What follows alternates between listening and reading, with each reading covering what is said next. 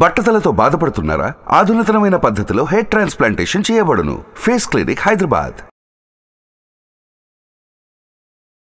ఇది ఫ్యాషన్ అనాలా, లేదంటే మాకు అభిప్రాయం ఉంటుందిగా, కలిస్తే తప్ప మాకు తెలియదు కదా అనే కోణంలో చూసి ఆగిపోతున్నారనేది తెలియదు. కానీ పెళ్ళిళ్ళు ఎప్పుడైతే అరేంజ్ మ్యారేజెస్ అవుతూ ఉంటుంటాయో పిల్లలకి నిశ్చితార్థాలు అయిన తర్వాత వాళ్ళు తీసుకునే డెసిషన్స్ కొన్నిసార్లు అవతల ఫ్యామిలీని ఊపిరాడకుండా చేసేలా ఉంటుంటాయి. వాళ్ళ పరువు పోవచ్చు, లేదంటే ఈ అబ్బాయి మీద అనుమానం రావచ్చు చుట్టుపక్కల వాళ్ళకి.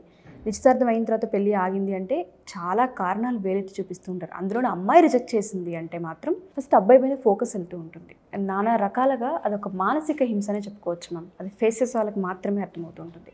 ఒక క్లయింట్ మనకు పెట్టిన మెసేజ్, మా ఇరు వర్గాల ఫ్యామిలీలు అంగీకారంతో మాకు నిశ్చితార్థం అయింది, కాకపోతే కొంత లేట్ జరిగింది, గ్యాప్ కూడా వచ్చింది. ఈ మధ్యకాలంలో అమ్మాయి నన్ను తిట్టడం, అరవడం, అవమానించడం, మా ఫ్యామిలీ వాళ్ళ ముందు అన్నిటినీ నేను భరించా. ఇష్టపడి జీవితం ముందుకు తీసుకెళ్లాలనుకుని నేను యాక్సెప్ట్ చేశాను. సడన్గా ఉన్నట్టుండి నాకు వద్దని రిజెక్ట్ చేసింది. కారణం ఏంటో నాకు అంతుపట్టట్లేదు. నేను వాళ్ళ ఫ్యామిలీ దగ్గరికి వెళ్ళి అమ్మాయి ఏం మాట్లాడింది ఏంటని చెప్పి ఒకసారి మాట్లాడాలని ఉంది.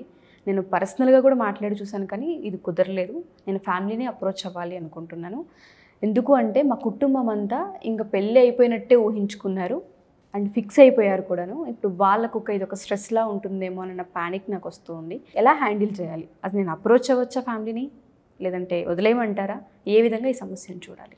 రకరకాల కోణాల్లోంచి తీసుకోవచ్చు. ఇది అంత అంటే కనిపించేంత చిన్న సమస్య అయితే కాదు. అసలు ఫస్ట్ ఆఫ్ ఆల్ నిశ్చితార్థం జరిగే ముందల అంటే అసలు ఏమి అభిప్రాయాలు ఉన్నాయి వాళ్ళిద్దరికీ? నిశ్చితార్థం తర్వాత పెళ్ళికి చాలా మంత్స్ గ్యాప్ వచ్చిందన్నాం.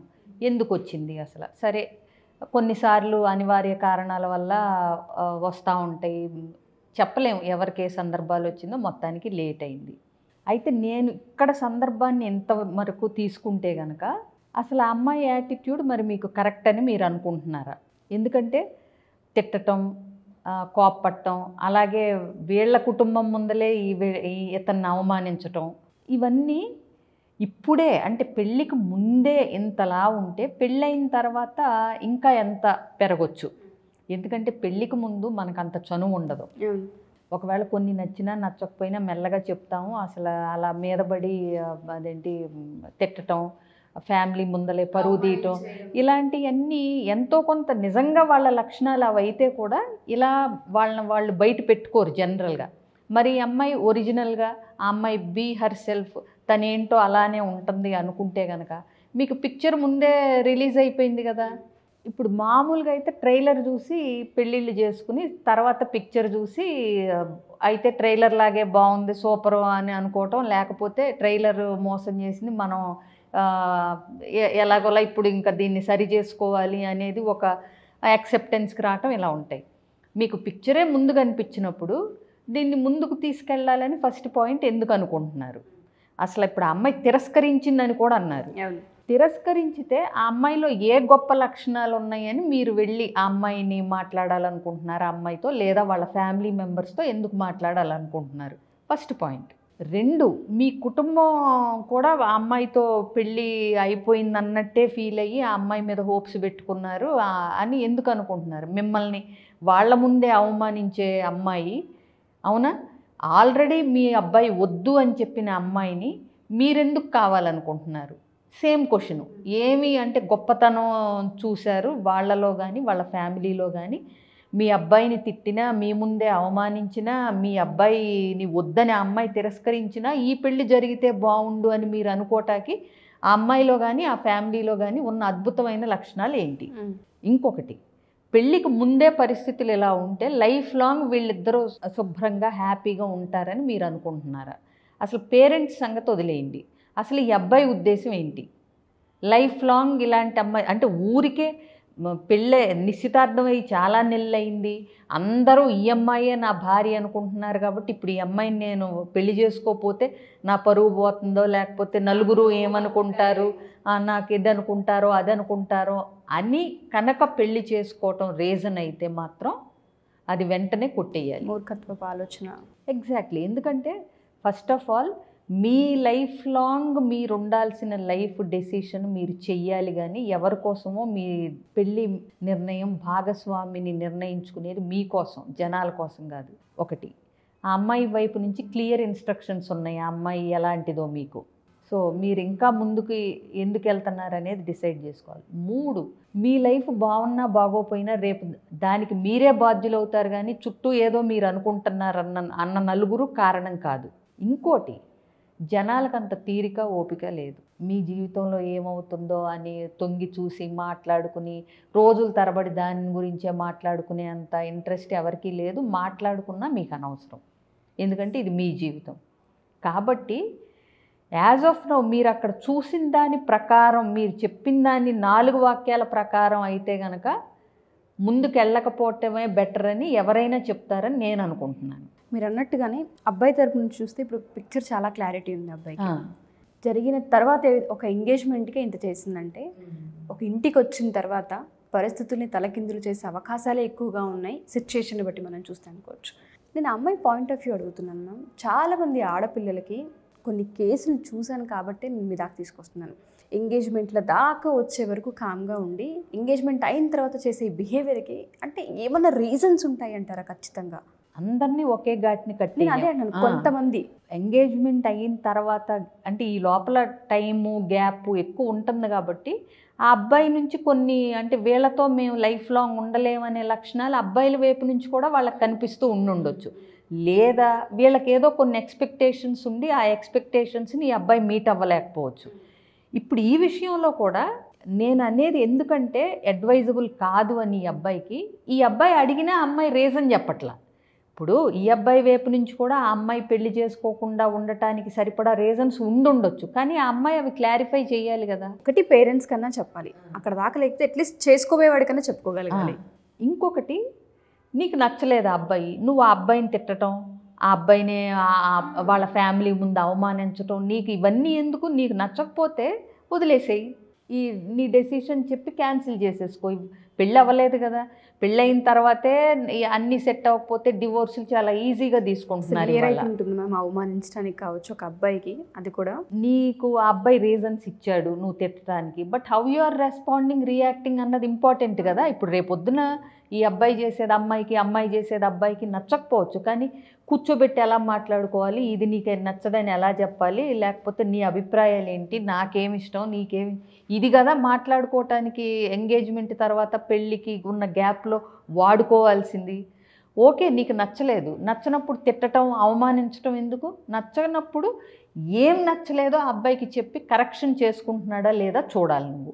అతి తెలివి ప్రదర్శించి చేసే పనులు ఇవే. కారణం ఏదో ఉంటుంది, ఒకటి ఫినాన్షియల్ అవ్వచ్చు, లేదా కమ్యూనికేషన్లో మేబీ ఇద్దరికి గ్యాప్ రావచ్చు, లేదంటే ఇంకేదన్నా వీళ్ళకి ఎక్స్ట్రా ఈ పర్సన్ని కాదు నాకు ఆల్రెడీ మనసులో ఇటువంటివి ఉంటాయి, కానీ ఇవేవి బయటికి రావు. సో వేరే రకంగా కొంతమంది ఏం చేస్తారంటే ఏదో ఒక రకంగా చేసి అవతలాళ్ళ చేత ఈ సంబంధం వద్దు అనిపించేలా చేస్తూ ఉంటారు. అది కూడా చూశాను ఈ మధ్య నేను చాలా.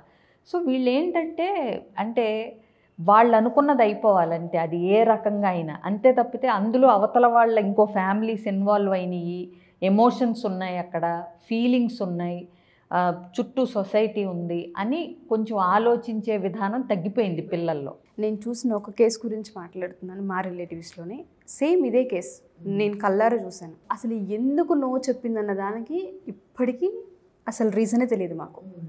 పైగా ఇప్పుడు ఎవరైతే సఫర్ అయ్యారో ఆ పర్సన్ మళ్ళీ పెళ్లి చేసుకోవాలన్నా ఇంకో ఫస్ట్ ఈయనకు ప్యానిక్ వస్తుంది, ఇదేమవద్దు, ఎంగేజ్మెంట్ ఇటువంటి వద్దు, చేస్తే డైరెక్ట్ పెళ్లి అన్నదానికి వెళ్ళిపోయారు వీళ్ళు కూడా.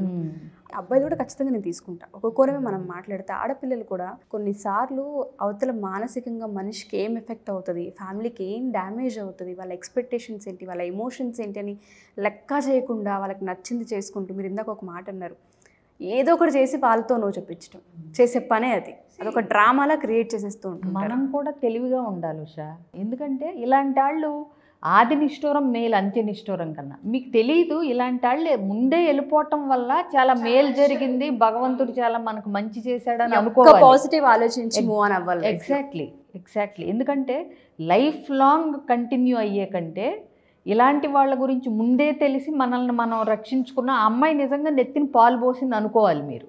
ఇప్పుడు ఏమైనా అంతే. ఇప్పుడు ముందే నీకింత ఓర్పు లేదు, నీకింత సహనం లేదు, అసలు విచక్షణ లేదు, ఎక్కడేం మాట్లాడాలో నీకు రీజన్ చెప్పడం చేత కావట్లేదు. ఎగ్జాక్ట్లీ. సో ఇలాంటి వాళ్ళు they are destined to go away. దాని గురించి బుర్రలు బద్దలు చేసేసుకుని నీ తప్పు ఏమన్నా ఉంటే అనలైజ్ చేసుకో, నీ వైపు నుంచి ఏమన్నా కరెక్షన్స్ ఉంటే వాటిని కరెక్ట్ చేసుకో.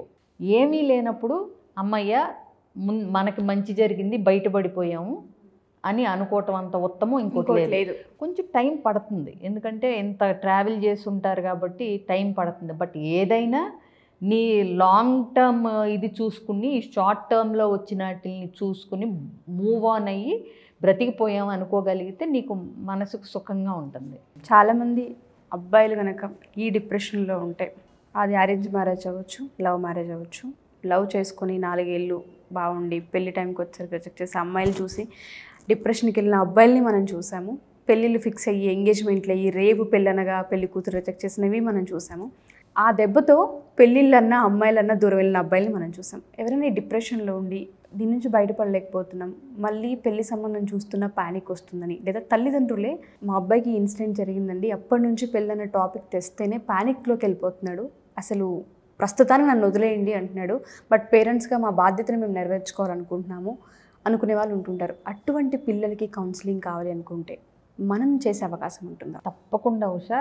ఇలాంటి వాళ్ళకి ఏంటంటే మళ్ళీ పెళ్లి మీద నమ్మకాన్ని తిరిగి రప్పించాలన్నా, లేదా వాళ్ళ మీద వాళ్ళు కోల్పోయిన నమ్మకాన్ని కానీ, లేకపోతే ఏదైనా సరే మళ్ళీ వాళ్ళని మానసికంగా ప్రిపేర్ చేయాలన్నా కౌన్సిలింగ్కి తీసుకొస్తే బెటర్. ఇంకోటి ప్రీ మ్యారిటల్ కూడా ఇప్పించితే బెటరు. అది చాలా అవసరం పేరెంట్స్కి. అది ఎందుకు అంటే తెలియట్లేదు, దాని వాల్యూ నాకు అర్థం కావట్లేదు. కానీ ఇప్పటికీ నేను చాలాసార్లు మనం ప్రీ మ్యారిటల్ అన్నాము, బట్ కొంతవరకు రీచ్ అయింది. ప్రతి ఒక్కరు దీనివైపు దృష్టి పెట్టి చూడగలిగితే ప్రీ మ్యారిటల్ యొక్క ఇంపార్టెన్స్, వాళ్ళకు కూడా ఇందులో ఏం చెప్తారు, తర్వాత లైఫ్ని ఎలా లీడ్ చేయాలనే దానిపైన చాలా అవగాహన వస్తుంటుంది. లైవ్ ఎగ్జాంపుల్ నేనే ప్రీ మ్యారిటల్కి. పెళ్ళికి ముందు మీతో ట్రావెల్ అయ్యాను, పెళ్ళి తర్వాత కూడా నా లైఫ్ ఏ విధంగా ఉంది, ప్రీ మ్యారిటల్ ఎంత ఇంపాక్ట్ చూపిస్తుంది అనేది ఒక జీవితాన్ని మనం చూసినప్పుడు అర్థమవుతూ ఉంటుంది. Thank you ma'am, thank you so much. Suman టీవీలో మీ పర్సనల్ అండ్ బిజినెస్ ప్రమోషన్స్ కోసం కింది నెంబర్కి కాంటాక్ట్ చేయండి.